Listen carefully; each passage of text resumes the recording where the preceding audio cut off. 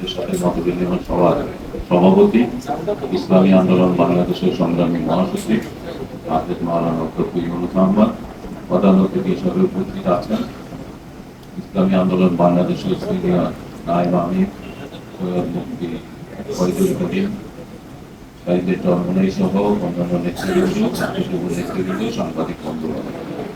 অনেকের প্রশ্ন করে যে ৭১ সনের নির্মমতা মারাত্মক না ২৪ সনের? আপনাদের কি খেয়াল? কারণ ৭১ সনে আমাদেরকে কারা মেরেছে? পাকিস্তানিরা। ওরা আমাদের বেতন খাইতো না। বর্তমানে যারা আমাদেরকে মেরেছে এরা আমাদের পয়সা দিয়ে, ট্যাক্সের পয়সা দিয়ে আমাদেরকে গুলি করেছে। ২৪ সনের নির্মমতা ৭১কে হার মানিয়েছে। সরকারকে আমরা ভুয়া বলা দরকার নাই। আওয়ামী লীগের অফিসের নিচের থেকেই ভুয়া উঠে গেছে। আপনার সরকার ভুয়া, আপনি ভুয়া, ভুয়াগিরি করে আর ক্ষমতায় থাকার প্রয়োজন নাই।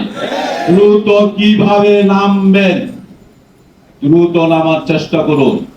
আমাদের অর্থনীতি পাচার করেছেন, আমাদের ব্যাংক দেউলিয়া করেছেন, আমাদের সন্তানদের উপর গুলি চালাচ্ছেন, এরপরও আপনি ক্ষমতায় থাকার নির্লজ্জতা দেখাচ্ছেন।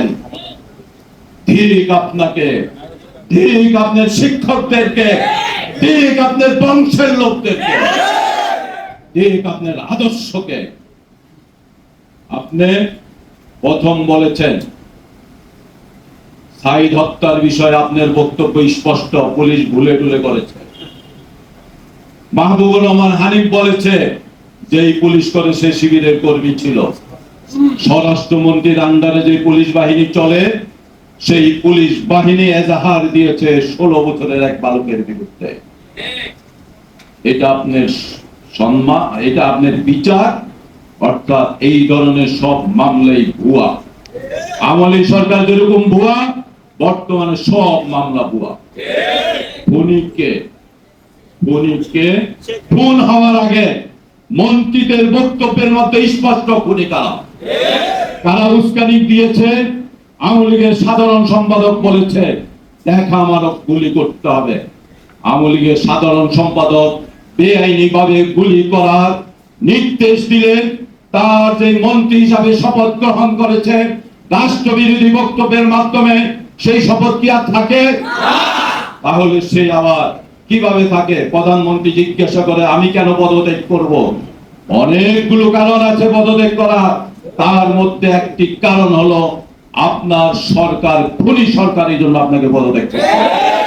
এই তদন্ত নিরপেক্ষ হওয়ার জন্য, তদন্ত নিরপেক্ষ হওয়ার জন্য পুলিশ বাহিনী যেহেতু গুলি করেছে, যারা গুলি করেছে আওয়ামী সন্ত্রাসীরা, অতএব আপনি পুলিশ বাহিনী আওয়ামী সন্ত্রাসীদের সর্দার। এই তদন্ত নিরপেক্ষ হওয়ার জন্য আওয়ামী লীগ সরকারকে পদত্যাগ করতে হবে। আমার কথা স্পষ্ট।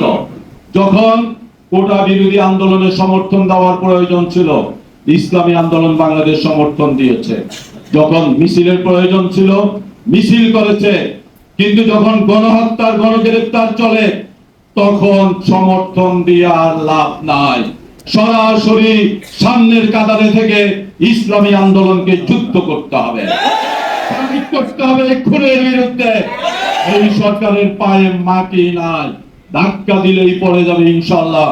আসল সবাই প্রস্তুতি গ্রহণ করে, ইসলামী আন্দোলনের নায়েব আমির আছেন, ইসলামী আন্দোলন বাংলাদেশ সহ আমরা সবাই প্রস্তুতি গ্রহণ করি একটি আন্দোলনে, যে আন্দোলনের মাধ্যমে এই খুনিদের পতন হবে, বিচার এই মাটিতে হবে। আল্লাহ আমাদের সবাইকে তৌফিক দান করুক। আসসালামু আলাইকুম ওয়া রাহমাতুল্লাহ।